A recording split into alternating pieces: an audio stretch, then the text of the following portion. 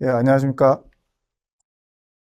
정유 석유화학 공정의 시나리오 기반 위험평가를 수행한 사례를 발표하게 된 그 김계건이라고 합니다.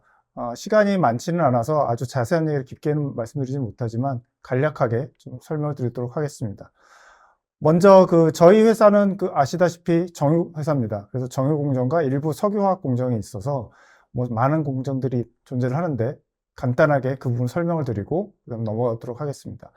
우선 다들 아시겠지만 원유는 해외에서 수입을 합니다. 그래서 배에 선적을 해서 오면 이게 원유 저장 탱크에 실리게 되고 이 저장 탱크에서 각 공정으로 맨 처음에 상합 증류 공정이라는 곳으로 이동을 하게 됩니다. 거기서 기름을 끓인 다음에 뭐 석유, 등유, 경유 이런 것들을 분리를 하게 되죠. 휘발유 같은 거. 그리고 LPG 가스까지 분리를 하게 됩니다. 이 그림이 지금 보시는 초록색 선으로 되어 있는 것들이 이제 정유 공정이고요. 참고로 요거는 저희 회사 홈페이지에 나와 있으니까 관심 있으신 분들은 보시면 됩니다. 그 다음은 석유화학 공정입니다. 마찬가지로 석유화학은 정유 공정에서 나오는 나프타라고 하는 나프타를 통해서 그 중간 부산물을 통해서 다시 벤젠 톨렌자일렌, 파라자일렌 같은 석유화학 제품을 저희는 만들고 있습니다. 중요한 건 이 공정은 아니고요. 이러한 공정을 유지하고 관리하기 위해서 원유를 움직여야 되고 부산물을 움직여야 되고 끓여야 되고 하는 시스템들이 들어갑니다. 즉 히팅 펌프가 들어가고 그다음에 파이프 밸브가 들어가고 액추에이터가 들어가고 이런 것들을 제어를 해야 되죠. 이 제어를 해야 되는 것들이 DCS라고 하는 시스템이고요. PLC도 일부 들어가고 이런 것들이 어떻게 보안과 문제가 있는지를 설명드리는 게 뭐 기본적인 OT 사이버 보안 리스크 평가라고 보시면 되겠습니다. 그러면 우리가 공장에 대한 좀 이해가 필요하기 때문에 먼저 보시면 왼쪽에 보시는 그림에서 보면 이게 일반적인 석유화학 회사의 뭐 정유사의 공장 전경입니다. 왼쪽 그림에서 보시면 건물이 하나 보일 텐데 이 건물 안에는 옆에 오른쪽에 있는 그림처럼 상위에 있는 그림처럼 컨트롤룸에 있는 뭐 오퍼레이터들이 동작하는 있는 조정실이 있고요. 그 다음에 데이터 센터처럼 서버들이 쭉 늘어져 있습니다. 그리고 그 서버 밑으로는 이제 오른쪽 중간에 있는 부채꼴 모양이라고는 좀 그렇고요. 파란색 원무늬가 있는 것들은 뭐 DCS 컨트롤러입니다. 이건 하니웰 제품인데 DCS 컨트롤러가 있고 이 DCS 컨트롤러가 왼쪽으로 가서 마셜링 캐비넷인데 연결이 됩니다. 이 마셜링 캐비넷은 그 뒤에 있는 뭐 밸브, 액추에이터, 뭐 온도 센서, 뭐 이런 유량 센서 이런 것들로부터 신호를 받거나 아니면 제어신을 보내는 연결을 해주는 그 인터페이스 역할을 해주는 캐비넷입니다. 그래서 이 캐비넷에 있어서 DCS 컨트롤러가 직접 이런 센서나 아니면 밸브 액추에이터를 컨트롤하게 되고요. 근데 이 집에 일부는 이제 PLC가 뭐 모터라든가 아니면 회전 기계류 이런 것들 직접 제어를 해줍니다. 그래서 DCS 컨트롤러를 통해서 연결이 되기도 하고 아니면 그냥 독립 설비로 운영을 하기도 합니다.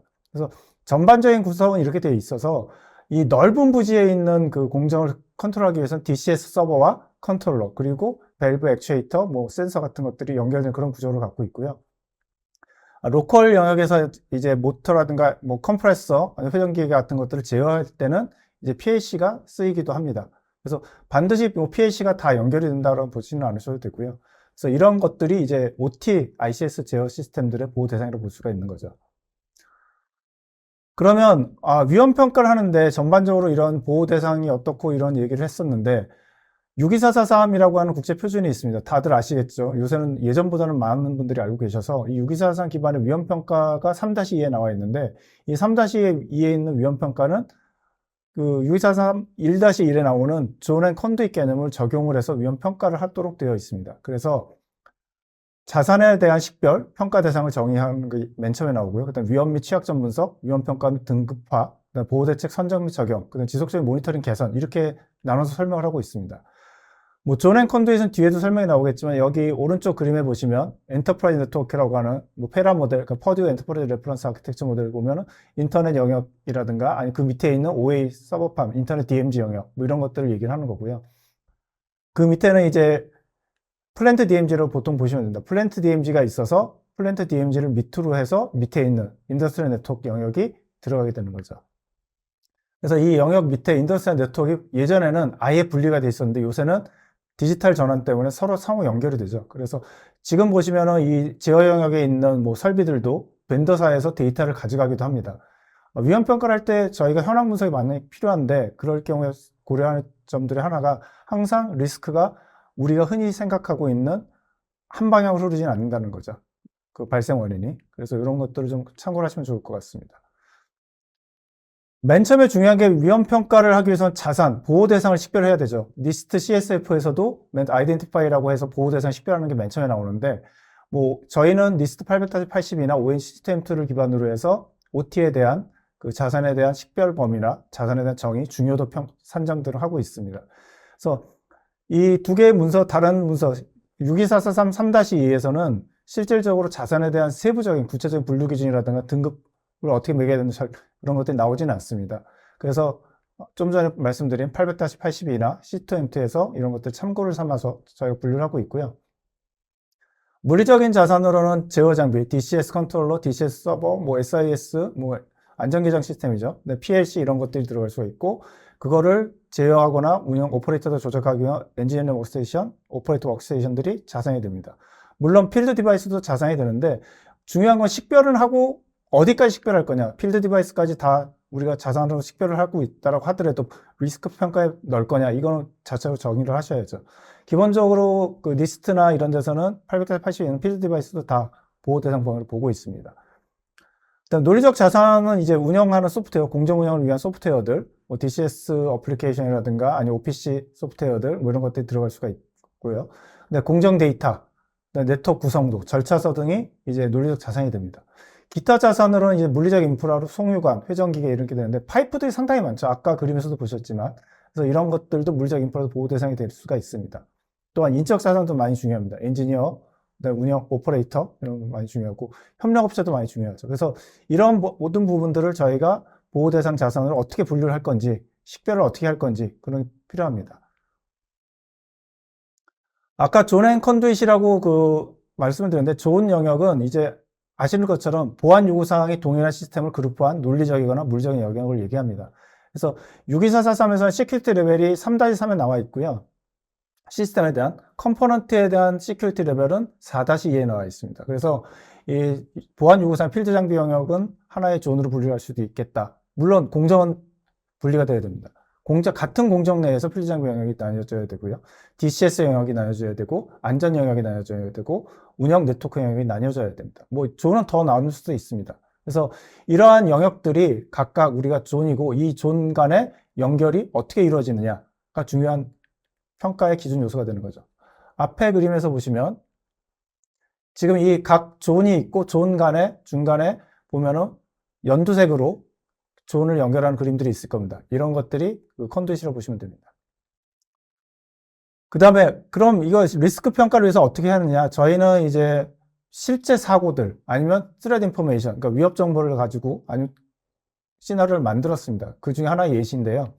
예시를 보여드릴 거는 2017년에 발생한 트리튼 악성 코드 사례를 저희가 검토를 했습니다. 그래서 원격에서 SIS를 조작해서 실제 사고까지 날 수 있다라는 것들을 시나리오를 한번 주제를 정하고 그 주제별로 취약점이 어디에 있을 것인지 분석을 하고 그거에 대한 위험 평가를 하고 그다음 완화 대책을 어떻게 하는지를 또 적용을 했습니다. 자세한 설명은 뒤에서 드리겠습니다. 우선 공격 시나리오는 실제로 그 실제 사고에서는 ESD에 대한 HMI가 인터넷에 접근이 가능했기 때문에 메모리 상에 악성 코드가 상주를 하고 있었습니다. 한 1년 반 이상을 상주를 하고 있었는데 이런 것들이 실제 사고에서는 나타났고요. 그렇기 때문에 이런 악성 코드나 외부에서 접근하는 것들이 뭐 피싱을 통해서 올 수 있을까? 시스템 취약점을 통해서 누군가가 원격에서 할 수 있을까? 유지보수 소프트웨어가 뭐 악용이 됐거나 악성 코드에 감염이 됐거나 아니면 유지보수 엔지니어들이 들어와서 할 수 있지 않을까? 이런 것들을 초기 침투 과정으로 본 거죠. 그래서 이러한 초기 침투가 이루어지면 내부망을 장악하게 되고 그다음에 안전계정 시스템 쪽의 네트워크로 연결될 수 있는가? 뭐 마이터 어택 프레임워크에서 보면 이제 레터럴 무브먼트 쪽으로 보시면 될 것 같고요. 이런 형태의 것들이 발생할 수 있는지를 시나리오로 보고 있습니다. 그 다음에 이제 악성 코드를 배포하는 것들, 즉 ESD HMI에 악성 코드 설치하는 것들, 펌웨어를 변경하는 것들 이런 것들도 이제 공격 시나리오로 잡았습니다. 다음에는 이제 ESD HMI가 잡히게 되거나 뭐 컨트롤러, ESD 컨트롤러 쪽으로 가게 되면 기능을 무력화시키는 공격이 그 다음에 있을 거다로 생각을 했고요. 그래서 비활성화시키거나 오작동을 유도하거나 아니면 정상적인 경보 알람을 울리지 못하게 한다든가 이런 것들 여러 가지로 시나리오를 세웠죠. 그리고 그 결과는 예측한 것이 물리적으로 사고가 유발될 수 있다. 이런 것들이 저희가 진단을 했던 것입니다. 그래서 실질적으로 아시겠지만 IT에서의 그 사이버 침해는 서비스의 장애 아니면 금전적인 손실 같은 것들이 많이 발생을 합니다. 그렇지만 이제 공장의 제어 시스템이나 이런 부분들은 실제 사고가 현실적으로 사고가 발생할 수 있다는 거죠. 그래서 안전 시스템이 비활성화되면 문제가 큽니다. 왜? 실제 정유 공장 같은 파이프가 열이 히팅 펌프가 계속 올라가게 되면 이게 터질 수도 있고요. 압력이 너무 세지는데 센싱을 못해서 ESD가 동작을 안 하면 아니면 SIS가 동작을 안 하면 폭발이 일어날 수도 있죠. 그건 실제로 인명피해까지 발생할 수가 있습니다. 그래서 상당히 중요한 부분이고요. 이런 것들을 가지고 저희가 그 위험평가를 SI 네트워크 치면은 어느 정도의 발생이 가능할 수 있는지, 영향도가 얼마나 되는지, 그래서 위험도를 산정을 했죠. 그리고 악성 코드 삽입, 보호기능 차단, 사고 발생 같은 것도 평가를 했습니다. 보호기능 차단에서 이제 안전 시스템 비활성화는 어떻게 발생할 수 있을까? 이런 것들이 이제 두 번째하고 연결돼서 평가가 됐는데요. 그 부분은 좀 이따 설명드리겠습니다. 그럼 이런 그 위험이 평가가 되면 기술적인 보호 대책을, 관리적인 보호 대책을, 물리적인 보호 대책을 적용을 합니다.